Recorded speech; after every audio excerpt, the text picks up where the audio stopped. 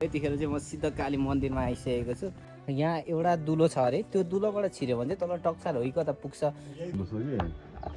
यस्तो दुलो रहेछ होइन। Wow what a beautiful. यतिखेर चाहिँ म so hey guys welcome back new another episode. र आज चाहिँ हामी यात्रामा छौँ, हामी बोसो जानेछौँ, त्यसपछि दिङलासम्मको यात्रा हुनेछ र हाम्रो गाडी यहीँनिर छ। त्यहाँबाट श्यामरा चाहिँ त्यहाँ माथि चढिसकेको छ, मिटाने आएको छ। सो आई होप तपाईँहरू सन्चै हुनुहुन्छ होला, म पनि एकदमै फिट एन्ड फाइन छु। र आजबाट चाहिँ हामीले यो ब्युटिफुल सिनलाई चाहिँ हामीले बारम्बार मिस गर्नेछौँ। एकदमै दामी सिन थियो यहाँनिर चाहिँ। बुलेरो चाहिँ देख्न सक्नुहुनेछ र यो उताबाट आएको यो बुलेरो। अब हामी जाँदैछौँ यता। हाम्रो लाइभ चाहिँ यहाँनिर थियो, ट्याक लाएर गेम सेम भयो। अब चाहिँ हामी हिँड्न लागेको छौँ, देखिरहेछ तर अलिकति बादल छ।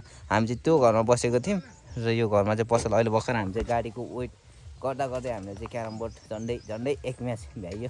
आज बिरामीहरू छ, बुढाबुढीहरू छ हो, बच्चा बिरामी यहाँ बल्लोमा छ।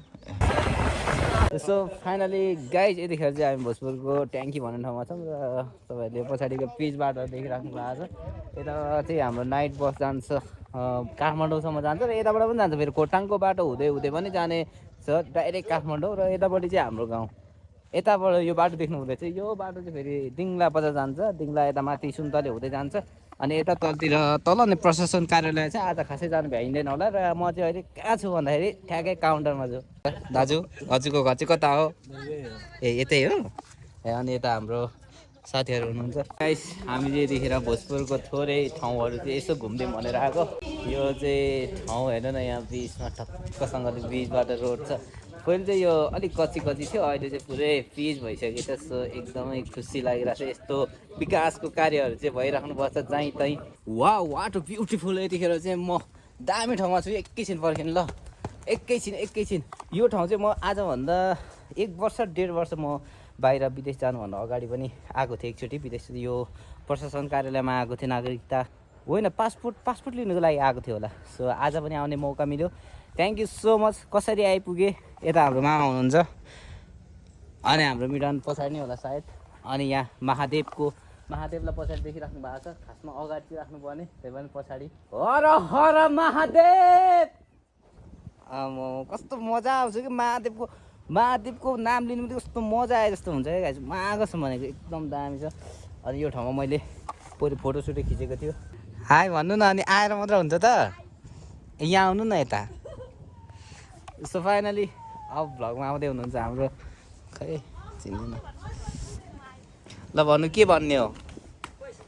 उयो त हुनु नमस्ते एभ्रिवान भन्नु न। नमस्ते एभ्रिवान भन्नु भएन त्यति कसम ल। अब भयो, पुग्यो सुलु। यतिखेर चाहिँ म सिद्धकाली मन्दिरमा आइसकेको छु र यहाँनिर चाहिँ मेरो भागल थियो, अलिकति क्यामेरा मिलेन, क्यामेरा मिलाउँदैछ आन्छु सर त्यसको लागि। अनि यो सिद्धकाली मन्दिर हेर्नु न कस्तो राम्रो छ होइन। यहाँनिर चाहिँ एकदम प्रसिद्ध पनि हो। म चाहिँ 5 वर्षको उमेरमा बोल्नु नसक्ने हुँदा मेरो मम्मीले चाहिँ यो सिद्धकाली मन्दिरमा लिएर भाकल गरेपछि चाहिँ म बोल्नु सक्ने भएको अरे। मेरो भाकल चाहिँ यहाँ छ। आइएम सो सरी भगवान्, अहिले म त्यस्तो अवस्थामा चाहिँ आएको होइन, त्यो अवस्था त्यही पनि सम्झिरहेको छु। रक्षा गरिदिनुहोस्, अझै पनि बोल्नु सक्ने क्षमता दिनुहोस्। अझै मैले केही कुराहरू बोल्नु कस्तो अलिकति अड्के जस्तो हुन्छ, त्यो अड्केको शब्दहरूलाई पनि तपाईँले पुरा उच्चारण गर्न सक्ने बनाइदिनुहोस्।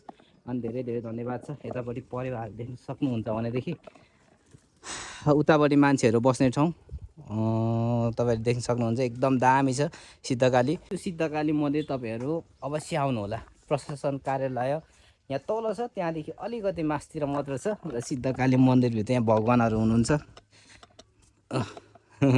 हर हर महादेव रक्षा गरिदिनु। अब हुन त मन्दिरतिर आएर भिडियो सिडियो बनाएर के गरेको यस्तो टाइपको हुन्छ त, तपाईँहरूलाई चिनाउन खोजेको हो। यदि तपाईँहरू कताबाट हेर्दै हुन्छ यहाँनिर भोजपुरको आइपुग्नु भएको छैन भने त तपाईँहरूलाई थाहा हुन्छ नि त भोजपुरमा पनि सिद्धकाली मन्दिर रहेछ है भनेर। सो हेर्नुहोस् त, त्यहाँनिर शिवको त्रिशूल देख्न सक्नुहुन्छ मेरो पछाडि ब्याकग्राउन्डमा। भनेदेखि यो लहरमा चाहिँ पुरै घन्टी छ यतापट्टि, त्यहाँदेखि त्यहाँसम्म। सो यहाँसम्म ल्याइ पुर्याउने मेरो सबैजनाहरूलाई धेरै धेरै धन्यवाद भन्न चाहन्छु। अगाडि ऐना रहेछ यहाँनिर। वाउ वाउ वाउ, आज सिद्धकाली मन्दिरमा आएको चाहिँ एकदमै खुसी लागिरहेछ। र अब जानुपर्ने बाटो चाहिँ यताबाट हो। सिद्धकाली मन्दिर भोजपुर नगरपालिकाभित्र पर्छ त्यति त्यति नै हो। यहाँ खोइ के अरे खै कुन चाहिँ यो भगवान्को के सिद्ध भएको ठाउँ भनेको खै के हो मलाई सिद्ध भनेको सिद्ध प्राप्ति सकिएको सकिएको ठाउँ अँ।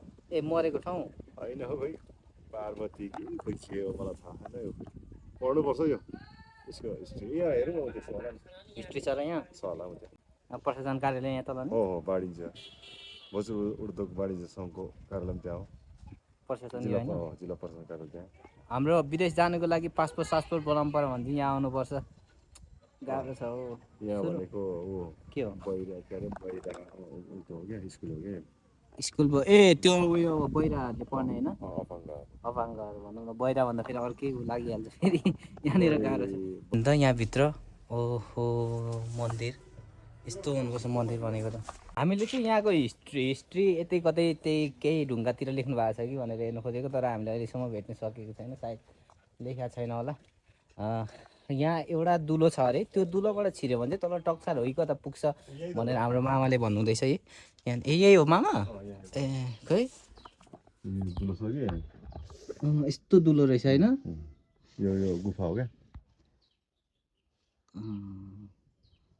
दुलो रहेछ नि त यहाँबाट यहाँबाट त मान्छे छिर्न सक्दैन होला नि मामा छिर्छ छिर्न सक्छ त छिर्छको कत्रो दुलो छ त्यत्रो मामा है हर हर महादेव हर हर महादेव हुनेछ दामी देखिरहेछ यो दियोहरू मिडल भान्जन होइन ए मिटरको पनि आएछ भिडियो त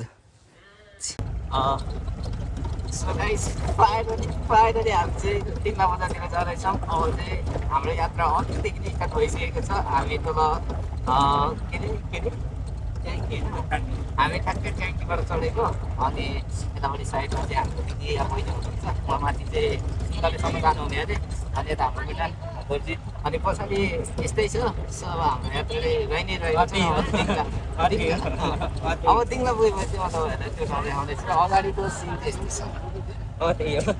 वा पहिरो भनेको यो सिन त कडा छ है गाडीबाट नउठ्यौँ भनेको ओटिने गर फेरि गइहाल्यो फाइनली गाइस म अचेलभरि एकदमै बोल्न सिपालु भइसकेको छु यो तपाईँहरूकै मायाको कारणले हो एउटा माया गर्ने व्यक्तिलाई त्योभन्दा अरू के चाहिन्छ र जिन्दगीमा भने जस्तै सबिन राईले भने जस्तै एकदमै बोल्न सिपालु भइसकेको छु र फाइनली म चाहिँ घरतिर अब अलिकति पैदल यात्राले अलिकति चल्दै जाँदैछु यो बाटो हुँदै सो ढुङ्गे चौतारा है ढुङ्गे चौतारा चाहिँ यहाँबाट छ अनि थ्याङ्क यू सो मच सबैजनालाई अघि त्यो मासतिर चाहिँ पानी आएको थियो एकछिन हामीलाई भिजायो मतलब गाडीलाई भिजायो सो अहिले चाहिँ हामी मिडन र म छुटेर मिडन आफ्नो घर म आफ्नो घर झर्दैछु सो त्यही हो अनि तुलसाहरू तपाईँहरूको बुहारी भाउजू जे भने पनि चाहिँ अहिले भर्खर गएको अरे so thank you so much for watching this video यहाँसम्म हेरिदिनु भयो धेरै धेरै धन्यवाद र अब चाहिँ घरमा कति दिन बस्छु अनि घरको ब्लगहरू पनि आउँदै सबैले माया गरिदिनु होला भन्दै यो ब्लगबाट चाहिँ बिदा हुन चाहन्छु हस्त नमस्ते बाई बाई